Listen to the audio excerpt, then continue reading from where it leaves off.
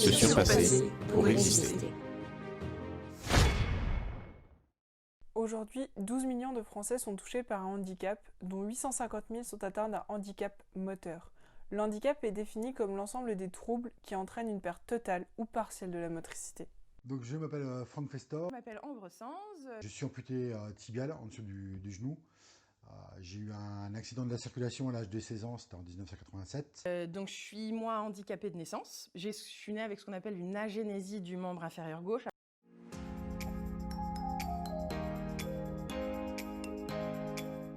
La stigmatisation.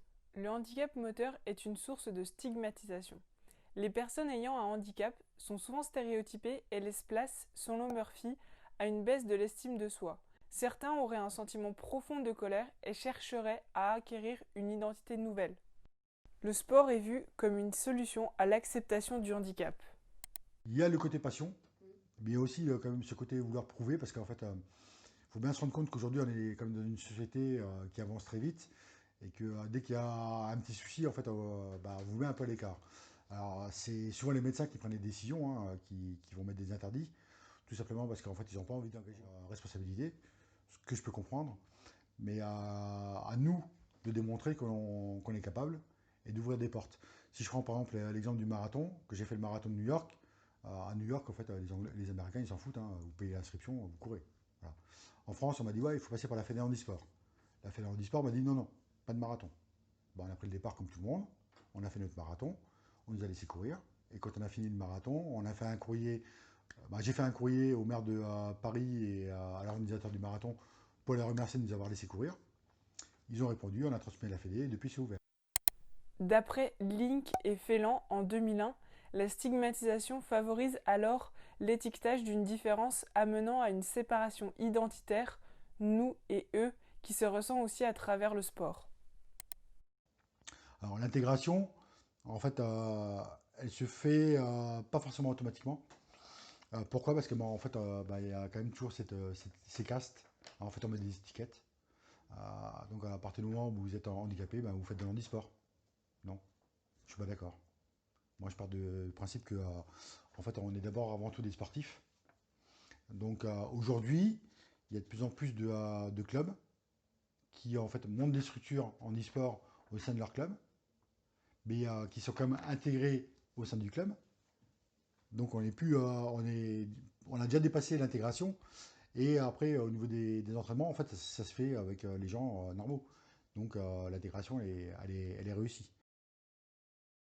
Comme le souligne Carole Gilles en 1997, toutes les personnes handicapées subissent une pression sociale, les amenant au masquage de leurs différences et à la mise en avant de leur normalité. Cet auteur explique très bien que certaines personnes, au regard de cette pression sociale, vont travailler toute leur vie à tenter de faire la preuve de leurs valeurs et de leur normalité, au prix d'une peur permanente de l'échec et d'une identité perpétuellement inconfortable.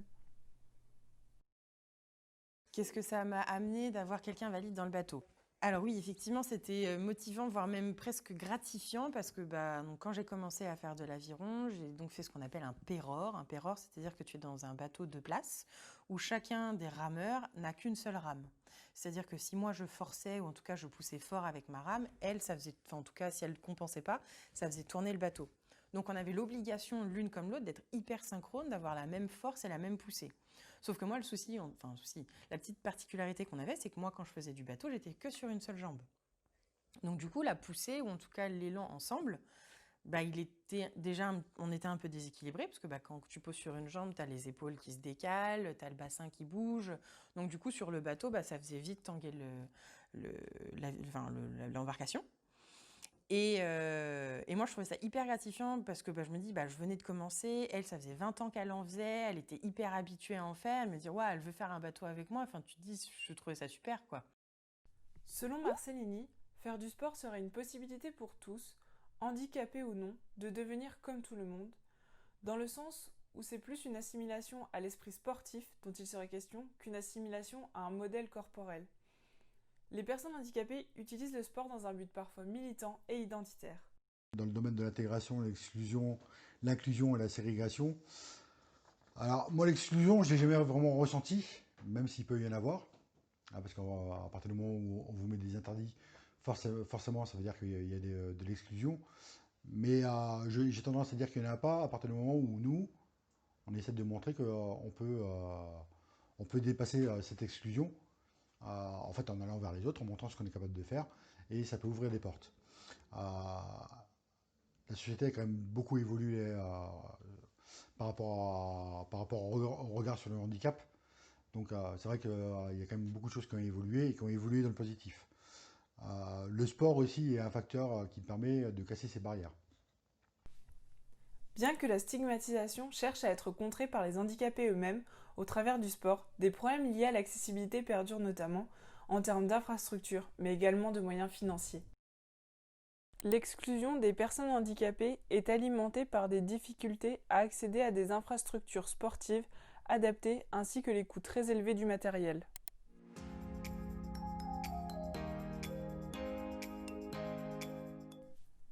L'accessibilité.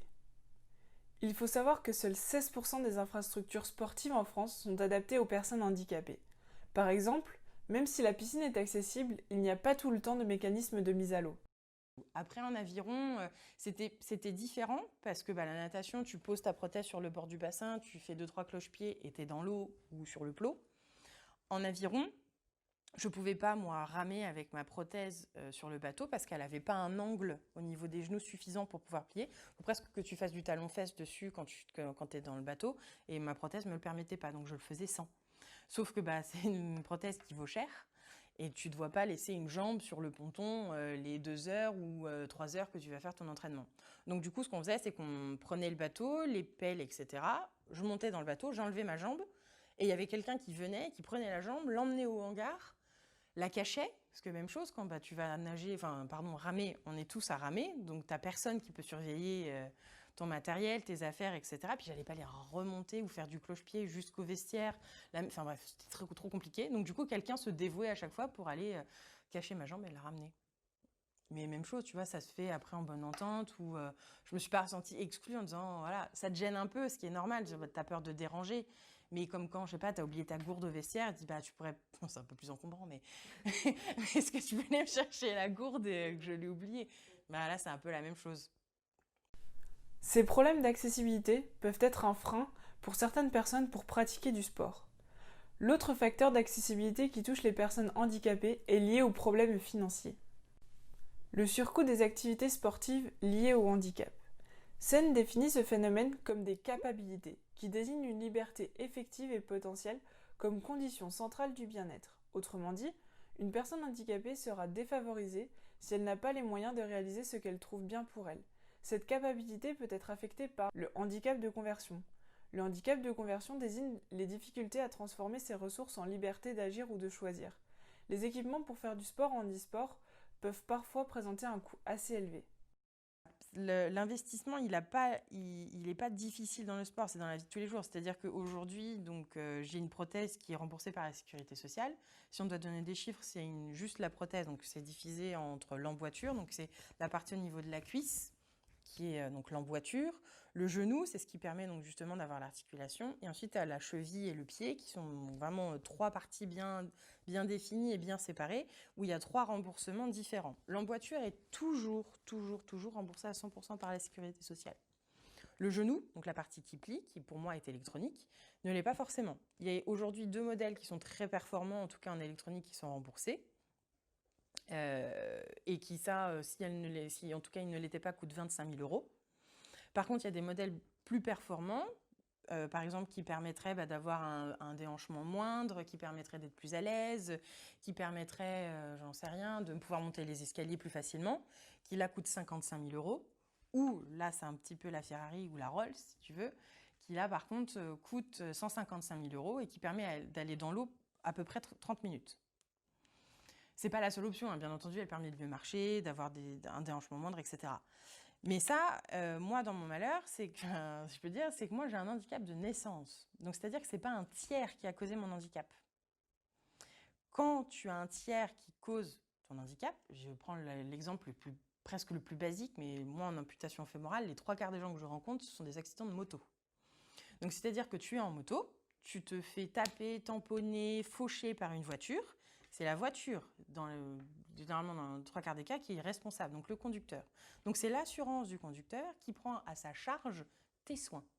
Après, il ne faut pas se cacher la vérité. Une personne qui a vraiment envie, elle arrivera toujours à obtenir ce qu'elle veut. Donc le vrai sportif, il aura ce matériel. Parce qu'à un moment donné, il va trouver des sponsors, parce qu'à un moment donné, il va trouver des gens qui vont l'accompagner, qui vont l'aider. Les autres, bah ouais, c'est plus compliqué. Hein. Mais bon, combien de fois j'ai vu des gens qui fument 2 paquets de cigarettes, qui picolent en voiture, voilà, puis qui disent je vais faire comme lui. Bah, t'arrêtes de picoler, t'arrêtes déjà, bah, tu fumes un peu moins, et après on verra, quoi. Donc c'est délicat. Mais comme je dis, après c'est qu'une histoire de volonté. On peut faire déjà du sport avec sa prothèse de marche. Tu veux vraiment faire du sport? Bah, fais déjà avec ta prothèse de marche. Et puis après, bah, toi, tout se fait au mérite. Hein, donc, il n'y a pas de raison que ça ne fonctionne pas. Il y a un truc qui est super bien fait en France aussi. Il y a une association qui s'appelle Une lame pour courir. Et en fait, qui appareille les enfants. Et en fait, qui suit toute la progression des enfants. Donc, il va permettre d'avoir des lames en fonction du fait qu'ils vont grandir, du fait qu'ils vont prendre du poids, etc. Donc, voilà, c'était pas le cas il y a 15 ans en arrière, quoi. L'inclusion des personnes handicapées dans la société s'améliore de plus en plus grâce à une médiatisation accrue des sports paralympiques.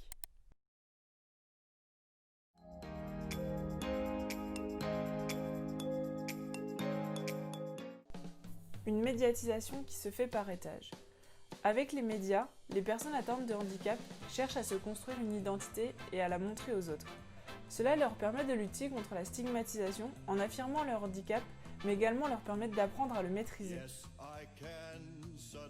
Une chaîne anglaise, Channel 4, a lancé une promotion pour les Jeux paralympiques de Rio. Le but était de donner une image proactive des personnes handicapées dans une vidéo impressionnante où tout le monde peut faire ce qu'il veut. Fondée sur le slogan Yes I Can et sur une identité de We Are Superhumans, cette publicité a pour but de montrer que rien n'est impossible malgré le handicap et qu'il ne faut jamais lâcher. Tout serait possible pour les personnes handicapées qui le veulent. Le handicap serait donc un problème d'attitude et de volonté individuelle. La médiatisation est très présente dans le monde du sport. Désormais, l'handisport est davantage médiatisé, permettant ainsi aux personnes handicapées d'être légitimes aux yeux de la société en prouvant leur capacité à dépasser leur handicap. Cependant, ces exploits restent accessibles à une minorité, favorisant ainsi l'exclusion des personnes handicapées incapables de les atteindre. J'ai vu quand même un gros changement qui s'est fait, au travers des médias déjà pour commencer, hein, parce qu'en fait l'handisport avant on n'en parlait pas. Aujourd'hui on en parle quand même de plus en plus, même si c'est pas encore complètement ouvert. Malgré tout, il y a quand même beaucoup de gens qui se battent pour ça, et notamment sur France 2, des gens qui sont dans le domaine du sport et qui veulent qu'il y ait plus qu'on montre plus le handisport. Pistorius. Pistorius. Ah, je peux choisir de l'or. Je veux l'or en handi. Boson valide. Affirmé. Affirmé. Compète. Compétition. Qu'en pensez-vous? Franck et Ambre n'ont pas les mêmes ambitions. On peut se questionner sur les facteurs qui influencent ces choix et ses façons de penser. Il est possible que le genre et l'origine du handicap aient une influence non négligeable. Quel que soit leur usage du sport, les acteurs sociaux sont nécessairement contraints par la notion d'égalité des chances, porteuse de valeurs culturelles aujourd'hui dominantes. Il a déjà été démontré que les femmes ont un goût souvent moins prononcé pour la compétition dû à un manque de confiance. À l'issue, avant de poser des questions, moi je les regarde et puis je dis qui est handicapé? C'est moi ou c'est vous? Voilà. La question elle est simple, la réponse elle est simple. C'est sûr, mon handicap il est là, il sera toujours là, il est visible. Maintenant, qui a traversé la tente qui la ramène? Hein. Un jour j'avais été voir un chef pour demander à faire de la réserve opérationnelle. Pareil, il m'a dit non. Vous vous rendez compte, vous êtes amputé, machin de chat. Puis à un moment donné, je le regarde, je dis ouais, mais vous avez fait ça vous? Et là, il dit bah non. Je dis moi je l'ai fait. Et là,